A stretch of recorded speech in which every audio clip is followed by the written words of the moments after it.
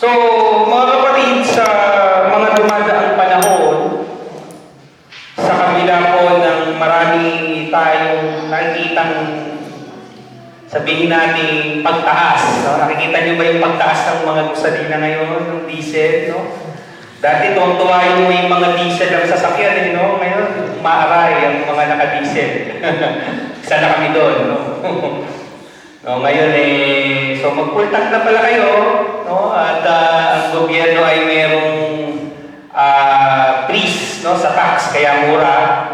Babalik na naman yan, no? Pagtapos ng memorandum nila na yun, ay tataas na naman, no? So mag-full tank na. No? So kidding aside, mga kapatid, marami sa atin ang may mga panalangin, no? Marami tayong panalangin na matagal na natin pinagpe-pray. No? At dumarating ang panahon na kailangan natin maghintay. No? At ang panalangin nito, hindi lamang sa kalusugan, panalangin sa trabaho, at maging panalangin natin sa ating mga kinabukasan. Pero dumarating ang mga times na ang tagal-tagal, no? Na tila yata parang walang sagot ang ating Panginoon. Sa ating pagbubulay, mga kapatid, gusto kong buksan niyo yung inyong mga Biblia, no? Habang medyo mahaba po ito at hindi na natin babasahin. But I know you are very familiar with the story of Lazarus. No? Kilala niyo ba si Lazarus? Sa amin sa Bulacan, merong sementeryo, ang pangalan Lazarus. Nung ako bata, sabi ko, ba't kaya Lazarus ang pangalan nitong sementeryo na to? Tapos nung ako lumalaki na, doon ko na-realize, siguro, kaso, baka mabuhay yung mga patay dito. Di ba, binuhay si Lazarus no?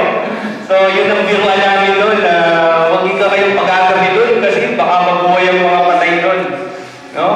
So, yun po yung istorya natin, mga kapatid, no? At pamilyar tayo sa magkakapatid, no? Si Lazarus, si Marta. No, si Marta, yung lagi yung sinasabi, no? Nagmarta na naman ika. No, yan yun. Si Maria, no? Si Maria of Bethany, ito po yung nagbuhos ng pabango, no? Itong magkakapatid na ito, sila yun, ha? Hindi po si Maria Magdalena ang nagbuhos ng pabango, inuulit ko, no? Kasi baka mamaya, alam yung nagbuhos pa rin ng pabango, si Maria Magdalena. Hindi po, si Mary of Bethany, itong istorya natin ngayon, no? So, alam natin na ang istorya dito ay namatay si Lazarus, no? At hindi po agad pumunta ang ating Panginoon. Naghintay sila. At dito po iikot yung ating pagbubulay at makikita po natin dito yung layunin ng ating Panginoon kung bakit niya ito ginawa at yung ating tema kung saan paano lumalakas ang ating mga pananampalataya. So mga kapatid, tayo po ay sumandaling yumuko at tayo ay manalangin. Aming Diyos, amin namang makapangyarihan sa lahat, maraming salamat Panginoon. Sa biyaya ng buhay, sa kalakasan, binangon niyo kaming muli sa aming mga tahanan, sa aming mga higaan, Panginoon, at kami ay masiglang nakarating sa inyong bahay-sambahan. Salamat po, Panginoon, sa presensya ng bawat isang kapatiran na narito, maging sa aming mga bisita.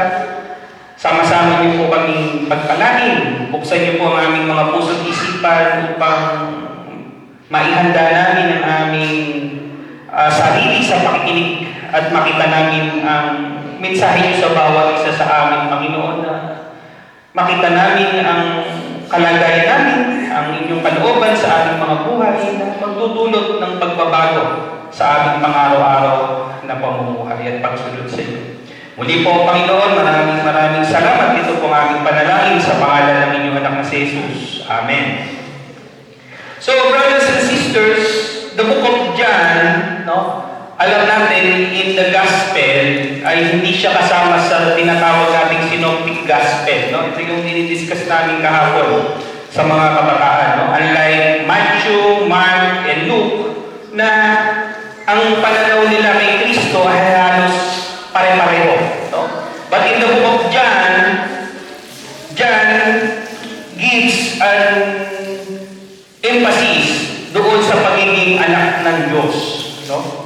At dito mga kapatid, makikita natin kung paano ipinapakita sa aklat na ito ang kapangyarihan at yung divinity ng ating Panginoong Hesus. No? So dito sa pagbubulay natin, alam natin na nagkasakit si Lazarus. No? Hindi naman binanggit kung ano yung sakit niya dito sa Biblia. No? Basta nagkasakit, alam naman natin nung araw, wala namang mga modern medicine, di ba? Siyempre kahit yung mga sakit noon na ngayon ay normal, yung araw ay malala na yun kasi wala namang gamot. No? At kinamamatay nila yun. So, namatay si Lazarus dito mga kapatid, at yung magkapatid ay alam nila na kaibigan niya, magkakaibigan. No? At ang sabi ng Biblia ay mahal. No? Mahal ni Jesus ang magkakapatid. No? So, very close. No? At dito sa istorya, hindi po agad pumunta si Jesus. No? Alam niyo ba, from Bethany to Jerusalem, kung gaano malayo lang, 3 kilometers. No? Kahit sabihin mo wala pang sasakyan ng araw, yung 3 kilometro ng araw, wala yun. Dahil, alam niyo ba, noong unang panahon, sanay na sanay lumakad ng mga tao ng 15 kilometers a day. No? So, yung 3 kilometers, chicken lang sa kanila yun. No? Pero, dito sa pangyayari nito, mga kapatid, hindi po nagpunta agad ang ating Panginoon. Bawasan nga natin ang konti. Ayan, no? Lumula kasi. So, hindi po agad nagpunta ang ating Panginoong Hesus. At, bakit? No? Imagine, mahal niya itong magkapatid, no? Kaya nga niyang magpagaling. Naalala niyo ba yung mga istorya dati? Merong isang pinuno ng militar na merong sakit yung anak, di ba? Sinabi lang, sabihin niyo lang po, gagaling. Pero dito, imagine, 3 kilometers na hindi nagpunta ang ating Panginoon, then 4 days pa. No? 4 days pa yung pinag-antay niya. Pinag-hintay niya yung magkakapatid. No? So, given na sinabi, imagine niyo yung bigat. No? Imagine niyo yung bigat. No? Parang sabi mo, kala ko ba malakas ako kay Jesus? Kaibigan ko si Jesus. Pero bakit ganun? Jesus, 4 days. No? At kung dumating ang ating Panginoong Jesus, nakalibing na si Lazarus. No? So, yun po yung sinabi natin dito. No? At sa paningin po ng magkakapatid, yung mga kaibigan na nadoon, wala na. Huli na ang lahat. No? Patay na si Lazarus. So, brothers and sisters, sa ating pagbubulay, gusto ko pong makita natin dito, una, ang paghihintay ay nagpapatibay ng pananampalataya. No? Alam ko, mahirap maghintay. No, sa pila, sa mga, kahit sweldo, di ba? Minsan, hinihintay nyo rin yung sweldo, nagdidinig din yan minsan. No, maraming paghihintay, pero ang nakakasigurado tayo mga kapatid, no, ay kadalasan ng paghihintay ay hindi natin gusto. No? Pero in this case, brothers and sisters, yung paghihintay na ginawa ng ating Panginoong Hesus is a test of their faith. No? Hindi po agad pumunta si Jesus kahit mahal na mahal niya yung pamilya. Minsan ganito po yung ating buhay, hindi po agad sinasagot ng Diyos ang ating mga panalangin. No? At dahil po sa kanyang pananahimik, minsan iniisip kasi natin, bakit kaya? No, baka hindi na ako pinakikinggan ng Diyos. No? Baka wala na siyang pakialam sa akin. Ay baka meron siyang mas malalim na dahilan kung bakit niya tayo pinaghihintay. No? Maybe it's just a training ground to test or to strengthen our faith. No? So, sa buhay po ng ating Panginoon, no? Bakit kailangan niyang paghintayin? No? Kung pag-aaralan po natin the chronological order, no? Sabi natin, nandito na tayo sa panahon ng pagpasok ng mahal na araw. No? Sunday, we will celebrate the Palm Sunday. No? At ito yung triumphal entry ng ating Panginoong Hesus. No? At bago nangyari po yun, ito yung istorya sa Biblia. No? At this story is the setting.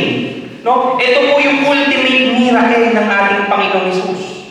No? Sa maraming pong miracles na ginawa ng ating Diyos, ito po yung ultimate.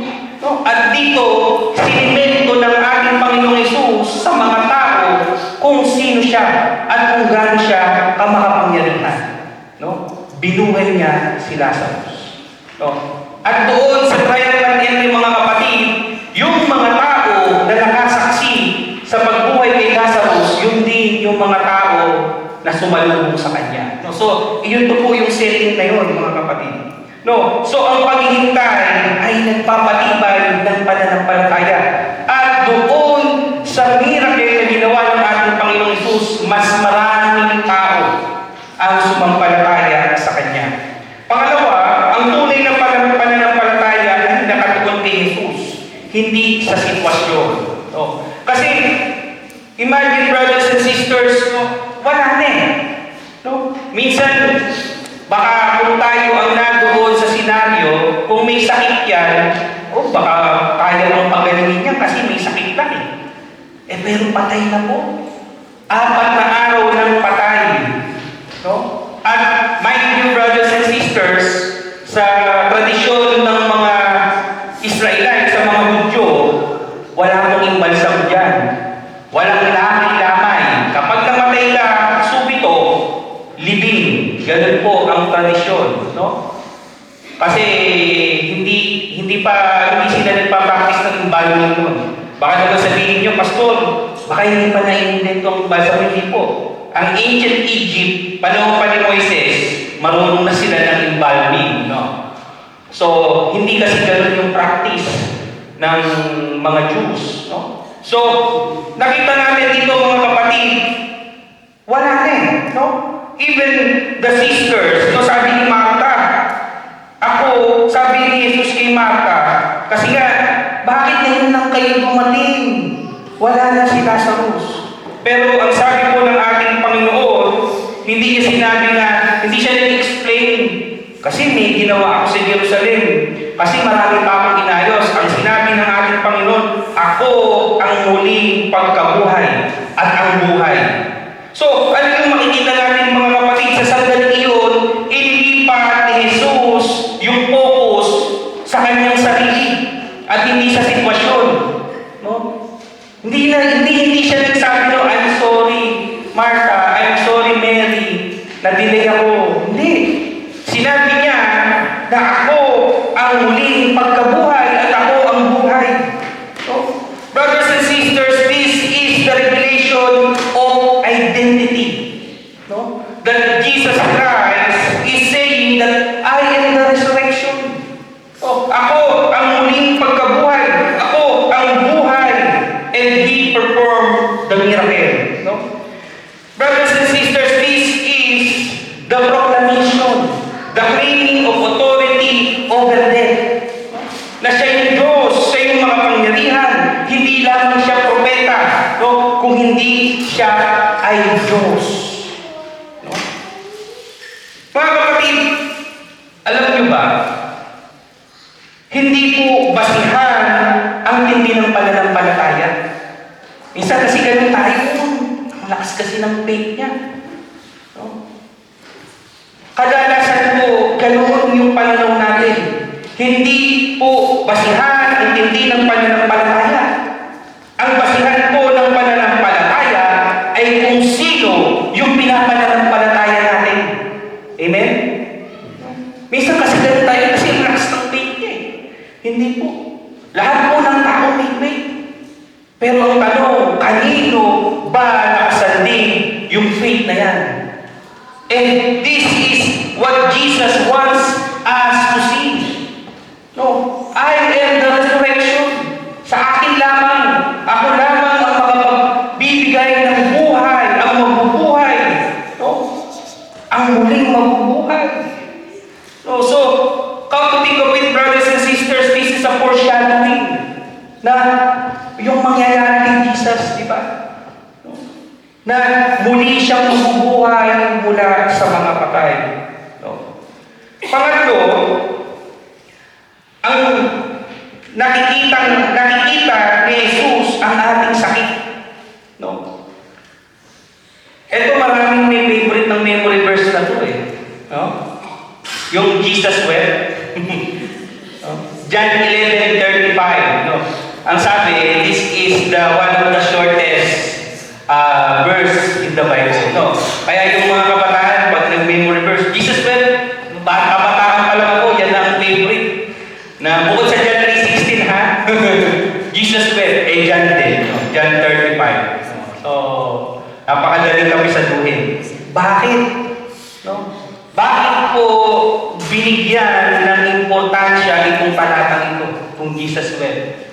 Kasi po, ipinapakita po dito that Jesus has emotion. No? That Jesus has emotional, human emotion and divine compassion. No? Ipinakita dito kung paano naging tao ang ating Panginoon. No? Ipinakita na siya ay nanangis. Ipinakita na siya ay may pagmamahal. No? Ipinakita kung paano siya nasaktan. No? And fully human and fully divine. No? Lagi nyo narinig niya, 100% human and 100% God ang ating Panginoong Yesus. Siya ay Diyos na nagkatawang tao. Lagi nyo tatandaan niya, nagkatawang tao. Hindi siya tao lamang. From divine, nagkatawang tao. Bakit? For Him to experience all. No? Na ipinakita sa atin na siya'y nasasaktan, siya'y nalulungkot, siya'y naluluha, no? Nalulungkot, no? At nagdadalamhati. Kaya nga mga kapatid, that is why Jesus Christ is the greatest mediator. No? Siya yung the best na tagapamagitan natin. Bakit? Kasi naging tao siya. No? Alam niya lahat ng sakit. Alam niya ang lahat ng dinanas, ang lahat ng pinagdadaanan natin bilang tao. No? At dahil dito mga kapatid, naiintindihan ng Diyos kung ano man yung pinagdadaanan natin.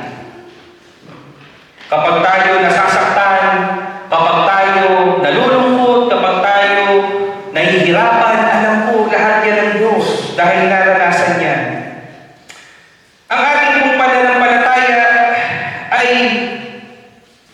lumalakas kapag naiintindihan natin na meron pong pusong mapagmalasakit ang Diyos. Kaya nga mga kapatid, let's continue to pray to the Lord na even though na we're hurting. No? Minsan kasi yan ang nagiging problema eh. No? Sa panahon ng may kalungkutan, sa panahon ng may mga pagsubok, parang sinisisi pa natin ang Diyos. Lord, bakit naman ganito? Bakit nyo naman binigay sa akin itong mga ganitong problema? No? Pero mga kapatid, isipin natin na once in a while, naging tao siya.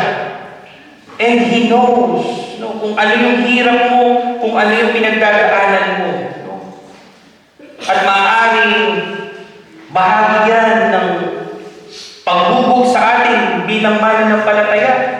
Bahagi yan ng plano sa atin ng Diyos. No? Bahagi yan ng maaaring pagbubukas pa ng mas maraming opportunity para sa atin. No? So mga kapatid, alam po ng Diyos ang lahat ng pinagdadaanan natin. Pangapat, wala pong imposible sa Diyos. Imagine 4 na araw ng patay. No? Ang ating pong pag-aaral, no? Sa tradisyon ng mga Jews, no? Kung maaalala nyo, even Jesus Christ, no, ay inilibing na, di ba, Makikita niyo na naman yan sa mga social media, sa atin sa church sa Pilipinas, na kapag Easter Sunday, mayroong batong malaki na umusad, bumukas, no? So, ganun po yung traditional na mga libingan ng unang panahon, no? Sa atin kasi sa Pilipinas ngayon, no, parang bathtub, no, tas sinisimento, no? Dati nga nakabaon pa, ngayon nakalutang na lahat, di ba? Tinatamad lang maghukay, no? Pero nung unang panahon, no, at nung panahon po ng ating Panginoon, no, yung mga inililibing, no, saka mind you, yung mga inililibing, hindi po lahat gano'n. Yung may bato, may mga kaya sila. No? Itong magkakapatid na ito, mga kapatid, may hanap buhay po ito. No? At hindi po sila mga ordinaryong mamamayan, sabihin natin may kaya itong magkakapatid na ito. At ang ating Panginoong Hesus, di ba, mayroon pong nag-donate lang din ng kanyang pinaglibingan. No? So, ano po yung gusto natin ipakita dito? No? Meron pong symbolism yung bato, no? Doon sa libingan, no? At wala nang sabihin natin sarado na eh, no? Kumbaga sa game over, sarado na. Pero mga kapatid, wala pong imposible sa Diyos, no? Kaya nga, ang sabi, buksan, no? Buksan niyo yung bato. At sinabi ng ating Panginoon, Lazarus, come forth. Lazarus, bumangon ka. At bumangon po itong si Lazarus. Mga kapatid, ipinakita po ng ating Panginoong Hesus na wala pong imposible sa Kanya. Kapag po dumadating ang mga panahon na parang puno ng kadiliman, kawalan ng pag-asa, sa tao po ay imposible.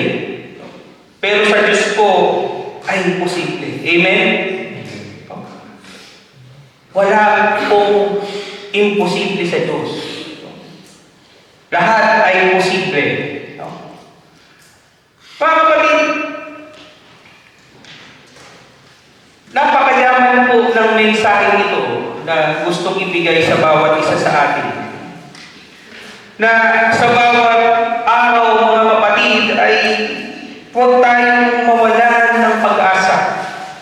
Huwag tayong mawalan ng pananampalataya kahit para pong tahimik ng Diyos. Na parang hindi isinasagot ng mga panalangin natin yung may mga problema tayo sa trabaho, problema sa pamilya, problema sa kalusugan. Parang ang hirap-hirap ng pag-asenso, walang direksyon ng buhay. Pero mga kapatid, ang Diyos po, no, hindi po siya nananahimik. At hindi po siya nakatingin lamang. Lagi natin nakikita, God is watching us from a distance. No? Pero sa kabila po ng pagtingin niya sa atin, sa kabila ng pagbantay niya sa atin, mga kapatid, meron pong ginagawa ang Diyos. No? Patuloy po tayong magtiwala sa Kanya kahit hindi natin naiintindihan. Sino po sa atin o kung tayo po yung nadoon sa kalagayan ng magkakapatid, no? Ngayon kasi, kapag nag-aaral tayo ng Biblia, kapag tayo yung mga kwentong naririnig na katulad nito, anticipated kasi natin, alam natin eh, mas bubuhayin naman yan eh. No? Kasi ganun kakapangyarihan sa Kristo. Pero mga kapatid, kung tayo yung nadoon sa kalagayan ng magkapatid, no? Si Martha, si Mary, no? Hindi nila ito agad naunawaan. No? At sabi ko nga sa inyo, mga kapatid, marami sa mga disipulo, no, ang hindi talaga ganun ang pananampalataya until na dumanas ng resurrection ng ating Panginoong Hesus. No? Marami pa rin silang doubts. No? So, imagine kung merong mga doubts itong mga disciples, what more pa yung mga kaibigan lamang o yung mga taong hindi niya araw-araw kasama. At dito, mga kapatid, hindi nila naiintindihan. And sometimes, Sa ating buhay, mga kapatid, maraming ganito. Bakit? Bakit kaya pinahintulutan ng Diyos ito na mangyari sa buhay ko? No, minsan sinasabi ba natin, ganito ba kasama, Lord? Ganito ba? Ano ba ang ginawa ko? Diba? Ewan po Pero sometimes, no, maybe we are asking God, no, ganito ba yung deserve ko ba to? Bakit mga ganito dumadanas ako ng ganito? No?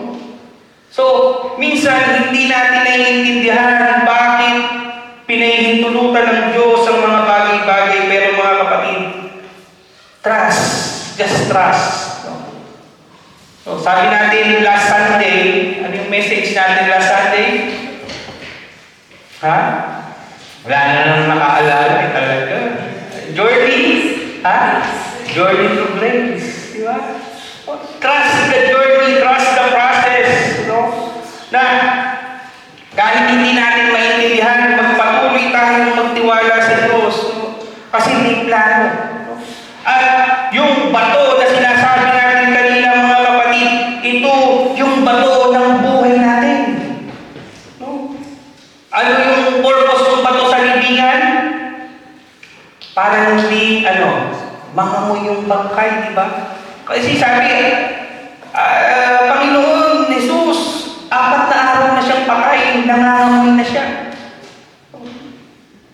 Pero mga kapatid, ang ibig sabihin po nitong bato na ito, ay ito yung mga hadlang sa ating pananampalataya. Kaya nga, agad itong pinabukas ng ating Panginoong Jesus. Sinabi niya, Lazarus, come forth. No? Bumangon ka. Alam niyo ba, sabi ng mga theologians, kung bakit binanggit ni Jesus yung Lazarus, bumangon ka, kasi kung hindi binanggit yung pangalan Lazarus, lahat ng patay, babangon. No? Ganon ka makapangyarihan si Jesus. No? Kaya sinabi niya, Lazarus, no? Rise! Come forth! Lumabas ka na. At ganoon din yan, mga kapatid. No? Kilala ka ng Diyos. Alam ng Diyos ang pangalan natin. No? And when the time comes, brothers and sisters, no? Gabanggitin lahat ng pangalan natin, bumangon ka. No? Hindi po nangangahulugan na kailangan mamatay na muna tayo. Hindi po. No? Nangangahulugan ito ng ating paggising. Ang ating spiritual awakening. No? Itong mga bato nito, mga kapatid, ito po yung hadlang sa ating pananampalataya. Maaaring ito ay takot, maaaring ito ay pagdududa, maaaring ito ay galit, maaaring ito ay kawalan ng pag-asa. Pero mga kapatid, kapag po inalis natin ito, makikita natin ang kapangyarihan ng Diyos. Minsan kasi marami tayong doubts, maraming humahadlang, no? Sa ating pananampalataya, sa ating pagtitiwala. Pero mga kapatid, no? As the story teaches us, no? Wala pong imposible sa Diyos. Sa ating pong pagtatapos, ang kwento po ni Lazarus ay isang kwento ng himala, mga kapatid. Ito po ang kwento ay kwento kung paano pinalakas ng Diyos ang pananampalataya ng kanyang mga anak. Imagine, no? Kung ikaw yung best friend, no? Mga kapatid, yung magkakapatid sa Biblia po, itinuturing ito ng matatayang na kaibigan ng ating Panginoong Hesus. Pero, bakit ganon? Pinaghintay, hinayaang mamatay. Oh. Tapos, yung mga disciples, di ba? Isa lamang yung namatay ng normal death. Lahat po sila nagdanas ng hirap. Lahat sila na martyr. Ano po ang ibig sabihin, mga kapatid? Kung ang mga taong nabuhay nung unang panahon na kasama ni Jesus, mananatili Hinayaan niyang magdanas ng mga hirap. No? Hinayaan niya na magdanas ng sakit. No? Sino tayo ngayon? Sino tayo ngayon para hindi dumanas ng problema, ng sakit, ng hirap? No? Kaya, mga kapatid, ang tanong sa atin ngayon, sumasampalataya ka ba? Sabihin mo sa kapatid mo, sa katabi mo, sumasampalataya ka ba? Sumasampalataya ka ba kay Jesus? Kung magtitiwala tayo sa Kanya, mga kapatid, makikita natin na kahit sa pinakamadali na sitwasyon, ang Diyos ay may kapangyarihan magbigay ng bagong buhay. Kaya mga kapatid, sa panahon ng pagsubok, sa panahon ng kahirapan, tandaan natin, dumarating man ang hirap, dumarating man ang panahon ng paghintay, maaaring ito ay paraan upang patibayin ang ating pananampalataya. Sa pangalan ng Ama, ng